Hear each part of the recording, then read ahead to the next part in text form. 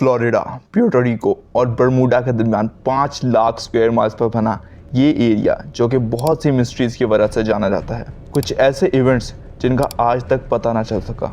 इसे बहुत से नामों से बुलाया गया, जैसे सरगासो ग्रेवयार्ड यानी सरगासो सी का कब्रिस्तान, graveyard of Atlantic, sea of doom वगैरह वगैरह। लेकिन फरवरी 1964 विंसेंट गेडिस ने एक आर्टिकल लिखा जिसमें इसे नाम दिया गया द डेडली बरमूडा ट्रायंगल।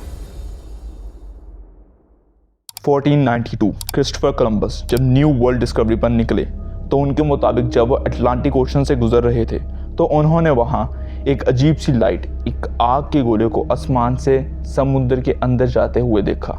और उस वक्त उनका जो कंपास था वो भी बहुत ज़्यादा मेल फंक्शन कर रहा था। और ऐसा क्यों हुआ ये किसी को नहीं पता। 7 नवंबर 1872 में एक शिप जिसका नाम मैरी चेलिस था, अल्कोहल लेकर न्यूयॉर्क से इटली जा रहा था। इस शिप में सिर्फ 10 मेंबर सवार थे, जिसमें कैप्टन बेंजामिन ब्रिक्स, उनकी बीवी सारा और उनकी 2 साल की बेटी और बाकी सारे क्रू मेंबर्स थे। क्योंकि उस जमाने में कोई रेडियो वेव्स या कोई ट्रैकर नाम की चीज नहीं हुआ करती थी, तो शिप की ट्रैकिंग करना बहुत मुश्किल था, यानी नामुमकिन था। शिप को ट्रैक नहीं कर सकते थे कि वो आखिर अपनी मंजिल तक पहुंचा भी या नहीं।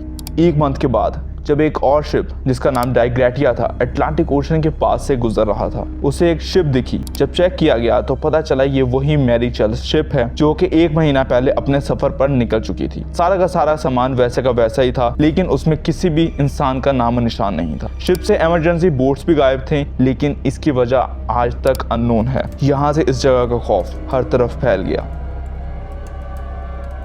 1881 में एलन ऑस्टन नाम का शिप लंदन से न्यूयॉर्क के लिए निकला।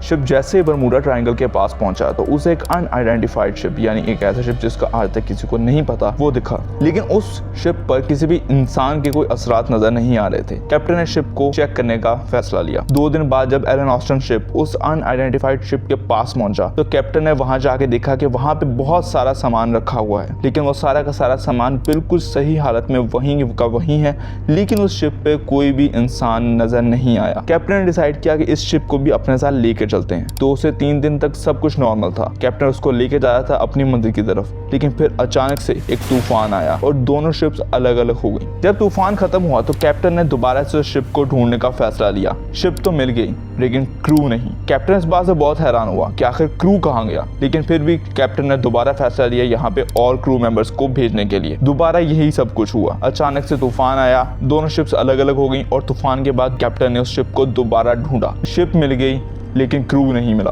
और इस बात ने कैप्टन के होश उड़ा दिए। इस चीज का आज तक पता नहीं चला कि आखिर वो क्रू मेंबर्स कहाँ गए और वो शिप कहाँ से आई थी। ये एक बहुत बड़ी मिस्ट्री है।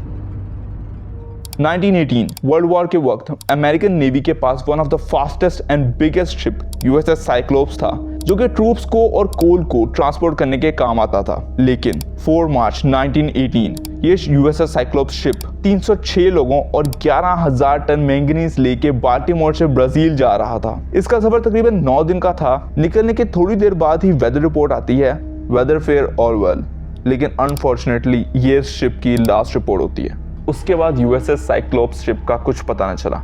ये कहाँ गया, कैसे गया, किसी को कोई पता नहीं। यहाँ से कोई भी एसओएस सिग्नल तक नहीं आया था। यह अचानक ही गायब हो गया।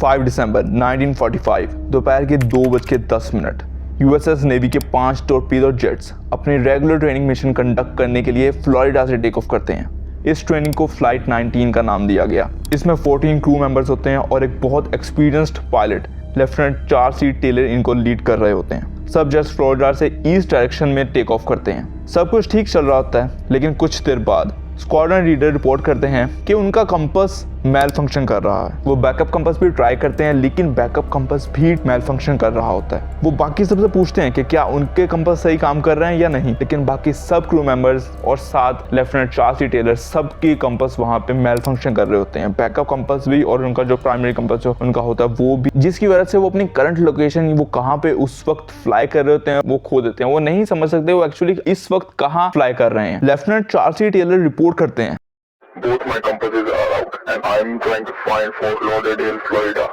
I am over there but it is broken. I'm sure I am in the Keys but I don't know how far down and I don't know how to get to Fort Lauderdale. और weather conditions भी बदल रही थी। शाम हो चुकी थी। 4:56 PM lieutenant Charles T Taylor east की तरफ फ्लाई करने का ऑर्डर देते हैं, क्योंकि उन्हें लग रहा होता है कि वो वेस्ट में फ्लाई कर रहे हैं। वेस्ट में यानी गल्फ मैक्सिको के ऊपर वो फ्लाई कर रहे हैं। वहीं कुछ मेंबर्स ऐसे भी थे जिन्हें लगता था कि वो ऑलरेडी ईस्ट में हैं और उन्हें वेस्ट की तरफ फ्लाई करना चाहिए। Damn it, if we could just fly west, we could get home. Head west, damn it. 7:04 PM weather conditions और बिगड़नी शुरू हो गई थी। जेट्स एक्चुअली फ्लोरिडा से 370 किलोमीटर ईस्ट में फ्लाई कर रहे थे और तब इस मिशन का लास्ट मैसेज आया। All planes go flight. We will have to ditch unless landfall. When the first plane drops below 10 gallons, we all go down together. और फिर फ्लाइट 19 कभी नजर नहीं आई। उसके बाद एक search and rescue marine team flight 19 को तलाश करने के लिए गई। उसका भी कोई नामो निशान नहीं मिला। लेकिन यूएस नेवी ने हार नहीं मानी और उस वक्त का largest operation air and sea search operation करवाया गया। लेकिन उनके हाथ भी कुछ नहीं लगा और जहां ये सब कुछ हुआ उसे हम बरमूडा ट्रायंगल के नाम से जानते हैं। लोगों ने इन डिसअपीयरेंस के बारे में काफी तरीके की थ्योरीज बनाई कि आखिर ये डिसअपीयरेंसेस हुई क्यों, वो जो जितने भी प्लेन्स थे या शिप थी वो गायब क्यों हुई।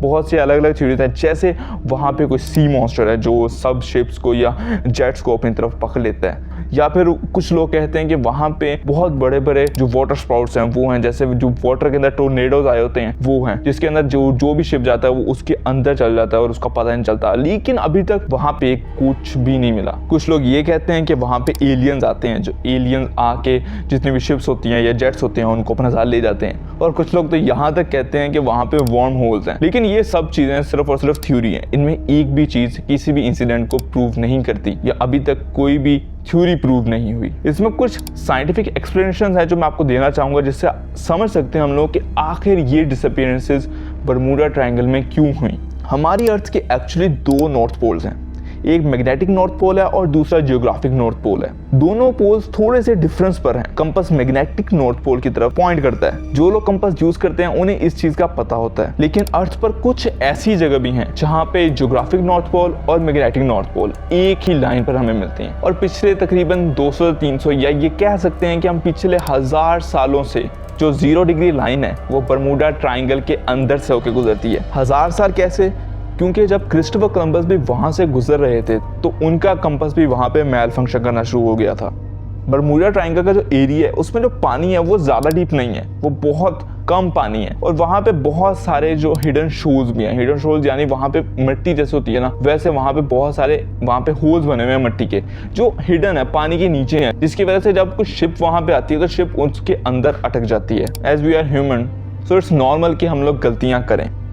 एक छोटी सी गलती भी बहुत बुरा रिजल्ट दे सकती है। अब गलतियां पायलट्स भी कर सकते हैं, जैसे गलत डायरेक्शन ऑर्डर दे देना या फिर फ्यूल इनफ ना लेके जाना। अगर हम ऑल ओवर द वर्ल्ड देखें तो शायद इन इंसिडेंट्स से भी ज़्यादा डिसअपीयरेंसेस होती हैं। According to Baader Meinhof effect हमें वही चीज़ ज़्यादा नज़र आती है जिसे हम नोटिस करते हैं। और अब डिसअपीयरेंसेस तो हर जगह होती हैं, लेकिन हम सिर्फ एक को ही नोटिस करते हैं, बरमूडा ट्रायंगल।